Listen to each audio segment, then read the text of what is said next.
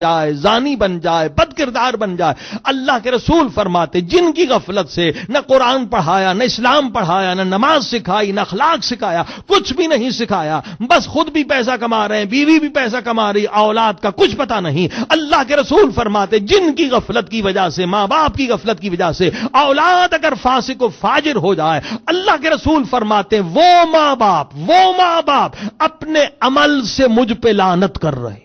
اللہ اکبر، اس سے سخت کوئی حدیث نہیں ہو سکتی۔ اب جو مسلمان نبی پہ لعنت کرے تو وہ مسلمان کہاں، یعنی امت سے خارج ہو گیا۔ اللہ کے رسول نے فرمایا جنہوں نے اپنی اولاد کو ضائع کر دیا پیسے کی خاطر، عیاشی کی خاطر، اقتدار کی خاطر، شہرت کی خاطر، سیاست کی، جو بھی ریزن ہو، اولاد کو ضائع کر دیا، انہوں نے اپنے عمل سے اپنے نبی پر تبرہ کیا۔ اور رسول خدا فرماتے میں بھی قیامت کے دن ان سے تبرہ کروں گا، یعنی ان سے میرا کوئی واسطہ نہیں، میری امت سے خارج ہے۔ اب اس سے اندازہ لگا لیں کہ اولاد کا مسئلہ کتنا اہم ہے۔ اگر اولاد ہم نے کھو دی تو ہم نے اپنا دین ایمان کھو دیا۔ اولاد اللہ کی امانت ہے۔ عزیزان گرامی، بہت ضروری ہے کہ ہم اولاد کی صحیح تربیت کریں۔ اب اولاد کی صحیح تربیت کب سے کریں؟ کوئی کہتا بھی 1 سال سے کریں، کوئی کہتا 2 سال سے، کہتا بچہ بھی چھوٹا ہے 5 سال سے کریں گے، 7 سال سے۔ اب یہ بحث اب اسٹارٹ کر رہے ہیں آج کہ اولاد کی تربیت کہاں سے ہونی چاہیے۔ عزیزان گرامی، اولاد کی تربیت 1 2 4 سال کے بعد نہیں، بلکہ اولاد کی تربیت کا پہلا پلر، فاؤنڈیشن تو آپ اس وقت ڈالتے ہیں جب آپ نے نکاح کے لیے ارادہ کیا ہے۔ نکاح میں انٹینشن کیا ہے؟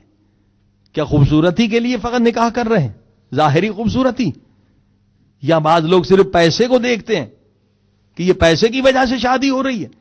تو ظاہر ہے کہ اگر نیت ہی ہماری فاؤنڈیشن ہی یہ ہے کہ ہم نکاح کر رہے ہیں ظاہری بیوٹی کو دیکھ رہے ہیں، یہ نہیں دیکھ رہے ہیں کہ حقیقی بیوٹی وہ پائٹی ہے، وہ تقوی ہے، وہ بھی ہے یا نہیں۔ ظاہری حسن کو دیکھ رہے ہیں، دولت کو دیکھ رہے ہیں، یہ نہیں دیکھتے یہ نمازی ہے، پرہیزگار ہے، نہیں بھائی، یہ حسن جو ظاہری ہے کبھی بھی مٹ سکتا ہے، لیکن انسان جس کی روح حسین ہے وہ انسان بھی ہمیشہ حسین ہے۔ اصل ہے روح کا حسن۔ کون دیکھتا ہے آج روح کا حسن؟ سب دیکھتے بھی، آنکھیں ایسی تھیں، چہرہ ایسا تھا، رنگ ایسا تھا، کوئی یہ نہیں دیکھتا کہ بھی تقوی کیسا تھا، نماز کیسی تھی، دعا کیسی ہے، اخلاق کیسا۔ اصل انسان کی حیثیت یہی ہے، کردار ہونا چاہیے۔ فاؤنڈیشن یہاں سے ہوتی ہے کہ ہماری انٹینشن کیا ہے شادی کے وقت۔ بہت سارے لوگ صرف دولت کی وجہ سے شادی کرتے ہیں۔ امام فرماتے ہیں جو دولت کی وجہ سے شادی کرتا ہے وہ بھی خوشی نہیں پائے گا، اور جو حسن کی وجہ سے شادی کر رہا، حدیث ہے، وہ بھی خوشی نہیں پائے گا، مگر جو تقوی کو دیکھ کے شادی کر رہا ہے وہ یقیناً خوش رہے گا۔ صلوات پڑھی محمد۔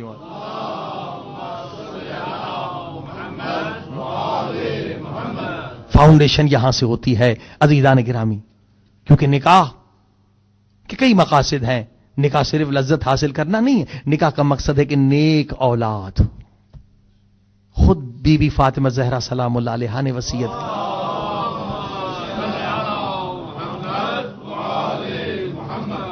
وصیت کی، کہ یا علی میرے بعد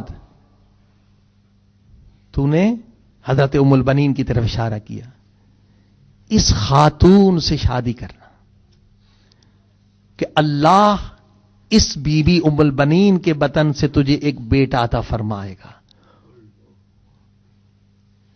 اس کا نام عباس ہوگا، اور وہ کربلا میں میرے حسین کا مددگار۔ ان نکاح کا کیا مقصد ہے؟ کہ اولاد ایسی ہو جو امام زمانہ کے کام آئے، کہ جب 12ویں سرکار کا ظہور ہو تو وہ امام کے سپاہی بنے، نہ ایسے ہوں کہ امام کے دشمن بنے۔ لہذا یہ مقصد ہے نکاح کا۔ آئیے اس کی طرف متوجہ ہو جائیں کہ اولاد کی تربیت کتنی اہم۔ دعا کریں کہ پروردگار جنہوں نے ابھی تک غفلت برتی ہے اس مسئلے کی طرف متوجہ ہو جائیں۔ یہ نہیں ہے کہ صرف وہی لوگ تربیت کر سکتے، نہیں، جس اسٹیج پر بھی آپ کے بچے ہیں اس اسٹیج پر آپ بچوں کی تربیت کر سکتے ہیں۔ خدا کے رحمت کے دروازے کھلے ہوئے، ہدایت کے دروازے کھلے ہوئے۔ جب تک انسان زندہ ہے ہدایت کا دروازہ خدا بند نہیں کرتا، رحمت توبہ کا دروازہ خدا بند نہیں کرتا، اور دعا کا دروازہ خدا بند نہیں کرتا۔ آئیے خدا کے بارگاہ میں دعا کریں، خصوصاً مسلمانوں کے لیے بھی دعا کریں کہ سارے دنیا کے مسلمان پروردگار متحد ہو جائیں، اختلافات ختم ہو جائیں، نفرتیں محبتوں میں تبدیل ہو جائیں، اور ہم تحقیقی مسلمان بنیں، تعصبی مسلمان نہ بنیں۔ دیکھیے گزشتہ سال یہ بہترین تجربہ ہوا تھا کہ برطانیہ کی تاریخ میں پہلی مرتبہ لندن میں چیلسی برج کے قریب آل سینٹ چرچ میں ہم لوگوں نے پورا ایک عشرہ محرم رکھا، مصائب حضرت امام حسین اور مصائب حضرت مسیح۔ بہت کامیاب ہوا، اور خود عیسائیوں نے دعوت دی کہ آپ اس کو جاری رکھیں، کہ اس مرتبہ انشاءاللہ یہیں واٹفورڈ میں کل سے یہ پروگرام شروع ہوگا 10:30 بجے سے 12:30 بجے، کہ تقریباً لندن کی آخری مجلس ہوگی، وہاں نوحے بھی ہوں گے، مجلس بھی ہوگی، آپ سب لوگ شریک ہوں، کیونکہ اس طریقے سے آپ اہل بیت کا میسج دے سکتے ہیں۔ اور ہم نے لاسٹ ایئر جو بھی پڑھا تھا انجیل سے پڑھا تھا، مگر تفسیر اہل البیت کے ذریعے سے، اور یہ بالکل ان کے لیے نئی چیز تھی، اور ان کو نہیں پتا تھا کہ اہل بیت کون ہے۔ آج جب خداوند عالم ہمیں موقع دے رہا ہے تو آپ اہل بیت کے علم کو مسجدوں اور صرف امام بارگاہوں تک کیوں محدود کر رہے ہیں؟ ضرورت یہ ہے کہ اہل بیت کا علم آپ چرچوں تک پہنچائیں اور لوگوں تک پہنچائیں کہ اہل بیت کتنے مظلوم ہیں، امام حسین کتنے مظلوم ہیں، یہ 12 کے 12 امام کتنے مظلوم ہیں، ان کی مظلومیت ہر جگہ دنیا میں پہنچانا ہمارا فریضہ ہے۔ تو انشاءاللہ میں اپیل کروں گا کہ زیادہ سے زیادہ لوگ انشاءاللہ شریک ہو جائیں۔ یہی واٹفورڈ امام بارگاہ سے ڈسٹنس بھی تھوڑا ہے، 5-8 منٹ کی واک ہے۔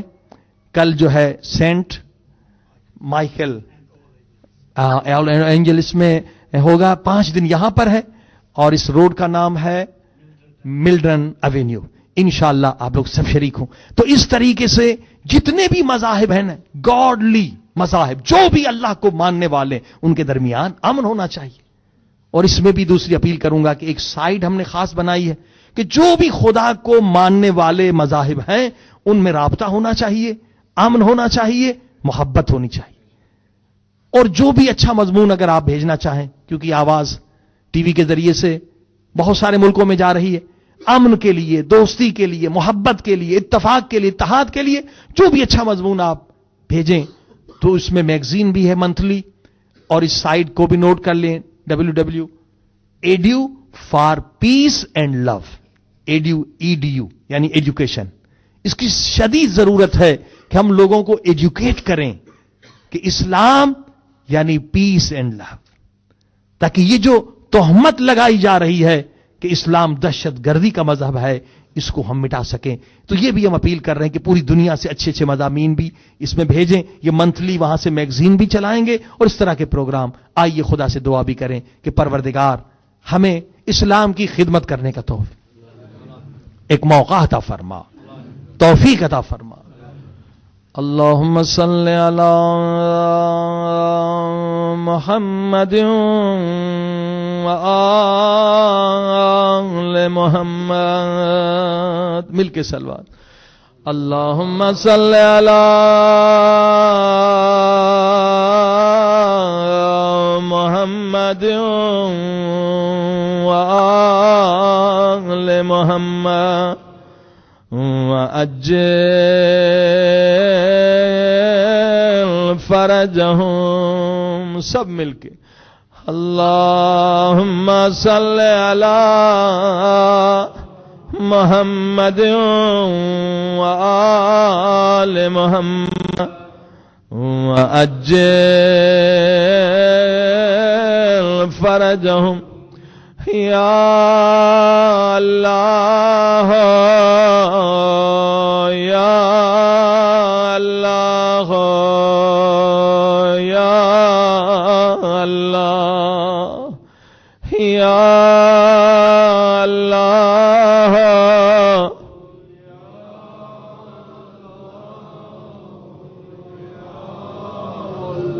سب بلند آواز سے، پیار سے، محبت سے، عشق سے خدا کو آواز دیں، یا اللہ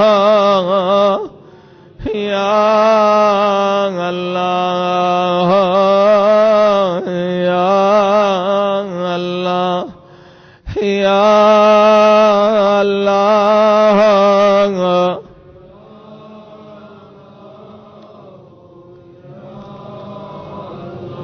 او میرے اللہ تجھے واسطہ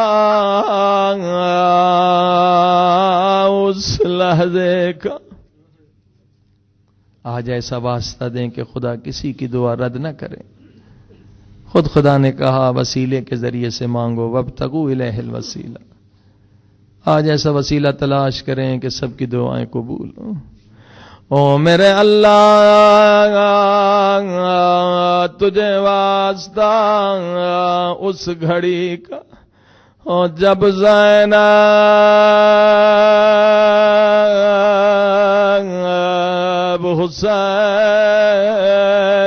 حسین کی پامال لاش پہ آئی.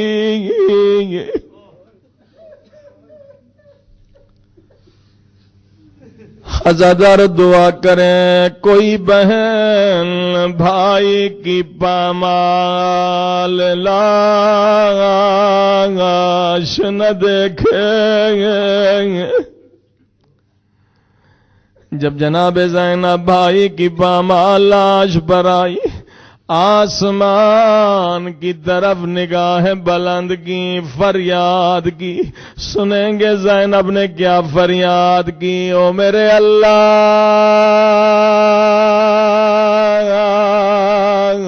او میرے مالک او میرے اللہ میرا حسین ایسا تو نہ تھا نبی کا نواسا